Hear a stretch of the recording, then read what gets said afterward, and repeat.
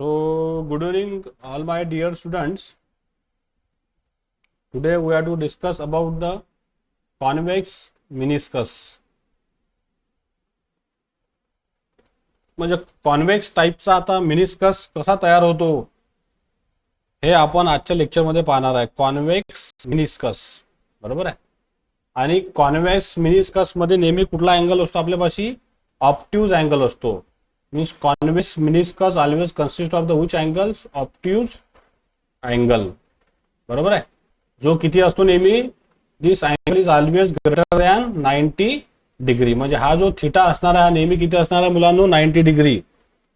आता बघा, कॉन्वेक्स जो मिनिस्कस आहे हा कशामध्ये फॉर्म होणार आहे? हा फॉर्म होणार आहे मर्क्युरी इन ग्लास. म्हणजे एचजी जो आहे, एचजी कशामध्ये टाकला आपण? ग्लासमध्ये टाकला. म्हणजे ज्यावेळेस मर्क्युरी आपण ग्लासमध्ये टाकू त्यावेळेस आपल्यापाशी कुठल्या टाईपचा मिनिस्कस फॉर्म होणार? कॉन्वेक्स मिनिस्कस फॉर्म होणार त्याच्या टॉप लेअरवरती. जसं आपण आता ही डायग्राम काढली कंटेनरची, दिस इज द डायग्राम. आणि यामध्ये आपण काय फिलअप केलं मुलांनो? मर्क्युरी टाकली, एचजी फिलअप केली. तर याची जी लेअर बनन ह्या सरफेसवरती ती कशी येणार आहे? आता अशा टाईप मध्ये येणार आहे. लक्षात? That is the convex. ही कशी आली? कॉन्वेक्स.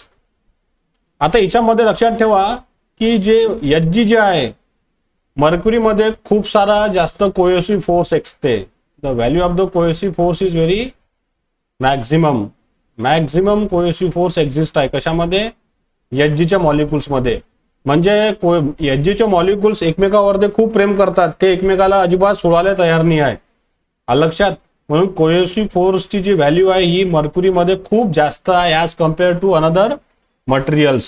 लक्षात? जर आपण ह्या एचजीचे मॉलिक्यूल जर आपण एखाद्या जमिनीवर जर पाडले, मर्क्युरी जर तुम्ही जमिनीवर जर सोडली अशी, तर ती मर्क्युरी कधीच त्याचे मॉलिक्युल्स एकमेकाला सोडत नाही किंवा ती ह्या सरफेसला टच पण करत नाही, म्हणजे याला वेट करत नाही.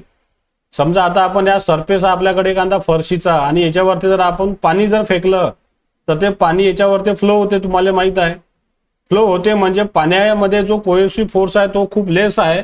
पाण्याचे मॉलिक्युल्स जे आहेत ते एकमेकावरती कमी प्रेम करतात आणि ते लगेच या जे आपल्यापाशी फरशी आहे किंवा जो फ्लोअर आहे याच्यासोबत अटॅच होतात, याला चिपकतात.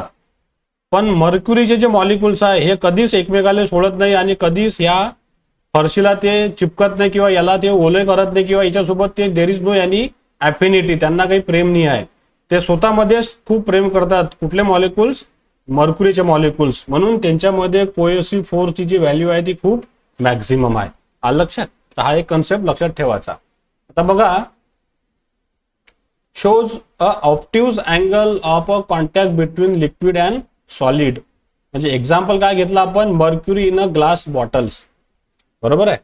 आणि याच्यामध्ये जो अँगल फॉर्म झाला सॉलिड मध्ये आणि ह्या लिक्विड मध्ये, तो कोणता अँगल फॉर्म झाला मुलांना? आपल्याकडे ऑब्ट्यूज अँगल, ज्याची व्हॅल्यू किती आपल्यापाशी? Greater than 90 degree. आता बघा, consider a molecule such as A. आपण एक मॉलिक्यूल ए घेतला. लक्षात? हा तुम्हाला दिसत आहे. आता या कंटेनर मध्ये खूप से कंटेनर आहे. या कंटेनर मध्ये भरपूर सारे मॉलिक्युल्स आहे. त्याच्यापैकी आपण एक मॉलिक्यूल कन्सिडर केला इथं, ए मॉलिक्युल्स हा मर्क्युरीचा. लक्षात? On the surface of a liquid near the wall of the containers, बरोबर आहे. एका सरफेसवर लिक्विडच्या आणि ह्या वॉलच्या कंटेनर पाशी एक मॉलिक्यूल कन्सिडर केला ए. नंतर बघा, the molecule experiences both cohesive as well as adhesive forces. आता त्या मॉलिक्यूल जो हा ए मॉलिक्युल्स आहे याच्यावरती दोन्ही फोर्स ऍक्ट झाले आपल्यापाशी. अधेसिव्ह सुद्धा ऍक्ट झाला आणि कोहेसिव्ह सुद्धा फोर्स ऍक्ट झाला, बरोबर आहे. कोहेसिव्ह फोर्स म्हणजे काय? The molecules force of attraction between the same molecule, that is cohesive. आणि अधेसिव्ह म्हणजे the molecular force of attraction between solid and liquid, that is called as the adhesive. परंतु मर्क्युरीमध्ये कोहेसिव्हची value कशी आहे मुलांनो? खूप जास्त आहे. त्यांचं एकमेकावरती खूप घट्ट प्रेम आहे. लक्षात? तर बघा, how will be explain this concept. हा कन्सेप्ट आपण कसा पाहणार आहे? आता बघा, in this case also the net adhesive force AP.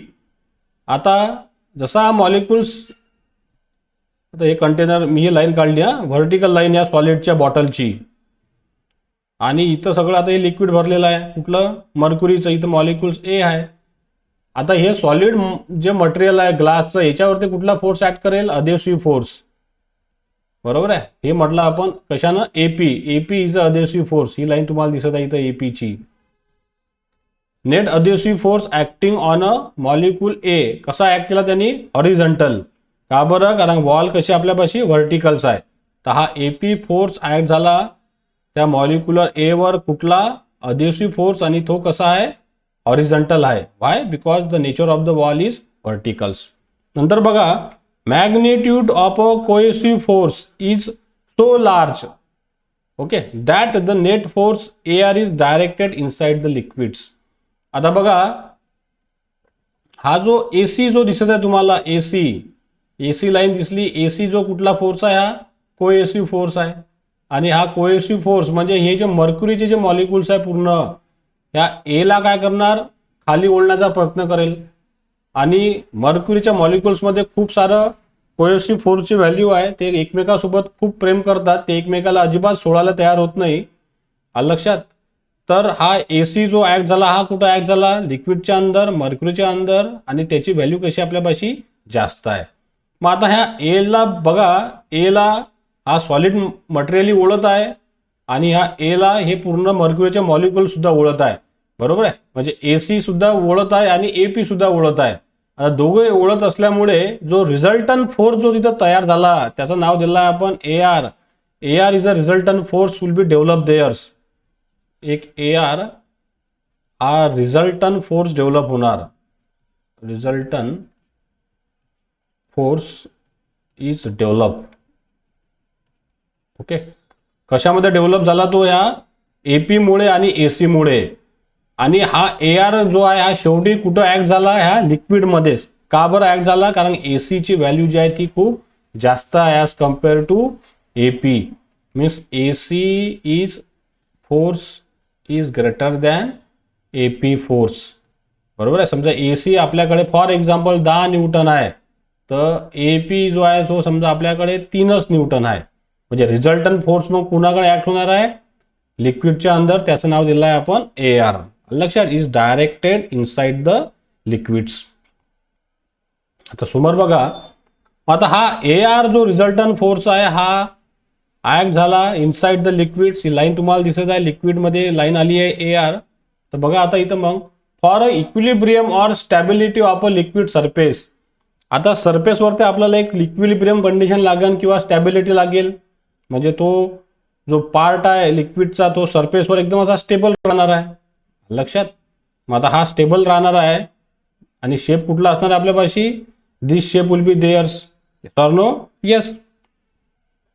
Convex shape will be there's, there is a convex shape. मग आता बघा, फॉर अ इक्विलिब्रियम और stability of a liquid surface, the net force A R जो आहे, resultant force A R acting on all molecules similar to molecular A. म्हणजे ह्या मर्क्युरीमध्ये जेवढे molecules असन, किंवा ह्या सॉलिड भिंतीला जेवढे पण मॉलिक्युल चिपकून असन, सगळ्या इकडे कसा फोर्स लागतो, ए आर ची व्हॅल्यू कशी असते, सिमिलरच असते. म्हणजे इथं अलग अलग प्रकारचे ए आर एक्झिट होणार. आपण फक्त एकच मॉलिक्युल कन्सिडर केलेला आहे. आता हजारो मॉलिक्युल्स आहेत, हजारो रिझल्टंट फोर्स ऍक्ट होणार, आणि सगळ्यांची व्हॅल्यू कशी असणार आहे, सेमच असणार आहे, लक्षात. द मस्ट बी, आता बघा, molecular A and must be normal to the liquid surface at all points. आणि हा जो ए आर जो रिझल्टंट फोर्स ऍक्ट होणार, हा सगळ्या मॉलिक्युलला कसा असणार आहे, नॉर्मल असणार आहे. समजा हा मॉलिक्युल्स आहेत, this A R will be acts. तर हा ए आर कसा असणार आहे, ह्या मॉलिक्युल्सला नॉर्मल असणार आहे, परपेंडिक्युलर असणार आहे. तर बघा मुलांनो, समोर आता द लिक्विड जे आहे near the wall should there for कसं होणार, ते creep inside against the solid boundary, बरोबर आहे. म्हणजे क्रिप म्हणजे खाली घसरणे, अगेन्स्ट द सॉलिड बाउंड्री. म्हणजे इथलं जे लिक्विड आहे हे कसं आलेलं आहे, असं क्रिप झालेलं आहे, असं टिप झालेलं आहे, असं खाली घसरलं अगेन्स्ट द सॉलिड बाउंड्री, ह्या सॉलिड बाउंड्रीच्या अगेन्स्ट मध्ये. And this makes the meniscus कसा मिळाला आपल्याला मग, convex, so that it is tangent eighty. आता हा जो मिनिस्कस आपल्याला मिळाला या मर्क्युरीचा, समजा इथं मी समजा असा हा मर्क्युरी मर्क्युरीचा मिनिस्कस काढला अशा टाईपमध्ये, असा आपल्याला मिळाला. आता ह्या मिनिस्कसला काय केलं आपण, एक टँजन काढली अशी मुलांनो, ए आणि टी ही टँजन काढली, दिसली सगळ्यांना. Is normal to A R, आणि ती ए आर ला कशी असली पाहिजे, नॉर्मल असली पाहिजे. जो रिझल्टंट फोर्स जो ऍक्ट झाला हा खाली ए आर लक्षात, आणि हा आपला मिनिस्कस आहे. तर ह्या दोघांमधला अँगल किती असला पाहिजे आपल्यापाशी, 90 डिग्री असला पाहिजे नेहमी, अशी आपण ती टँजंट काढतो. आणि नंतर इथं काय, आता ही सॉलिड बाउंड्री आहे, ही वाली तुम्हाला दिसली, बरोबर आहे. मग अँगल ऑफ कॉन्टॅक्ट कुठे डेव्हलप होणार आहे, ह्या टँजंट एटी मध्ये आणि ह्या सॉलिड बाउंड्री मध्ये. There is develop this angle of theta, that is called as angle of contact. तो हा दिसत आहे. आणि हा जर तुम्ही पाहिला तर काय 90 पेक्षा ग्रेटरच आहे, कारण ए आर एटीचा अँगल किती आहे, 90, आणि हा उरलेला त्याच्यामध्ये काय होणार, ऍड, म्हणजे theta is always greater than 90 degree. Okay, we getting the obtuse angle of contact will be there's. Yes or no, yes. Okay, तो obviously such liquid does not wet the solid surface. आणि mercury जे आहे हे कधीच solid सरफेसला weight करत नाही. Weight म्हणजे ओलं करत नाही. का बरं ओलं करत नाही, कारण का मर्क्युरीचे मॉलिक्युल्स हे एकमेकाला सोडायला तयार नाही. ते कधीच त्या सॉलिडला चिपकणार नाही, कधीच त्याला वेट करणार नाही, कारण का मर्क्युरीचे मॉलिक्युल्स हे एकमेकासोबत खूप प्रेम करतात. ओके, पण वॉटर जर आपण टाकलं तर वॉटरचे मॉलिक्युल्स नक्की त्या ग्लासला चिपकतात. तुम्ही पाहिलाय, पाणी पितो आपण तर ते ग्लासला काही ना काही मॉलिक्युल चिपकतात. म्हणजे तिथं वॉटरचे मॉलिक्युल्स हे एकमेकासोबत कमी प्रेम करतात as compare to the mercury. Mercury having the more cohesive force as compare to the waters. म्हणून मर्क्युरी जी आहे ती सॉलिडला वेट करत नाही. That's why there is a formation of the which meniscus there, convex meniscus. आणि कोणता angle मिळेल तुम्हाला तिथं, obtuse angle of contact will be form whenever the mercury is poor inside the solid materials. Okay, so I will be stop here guys. The another cases regarding the this point of view angle of contact will be discussed in our next lectures.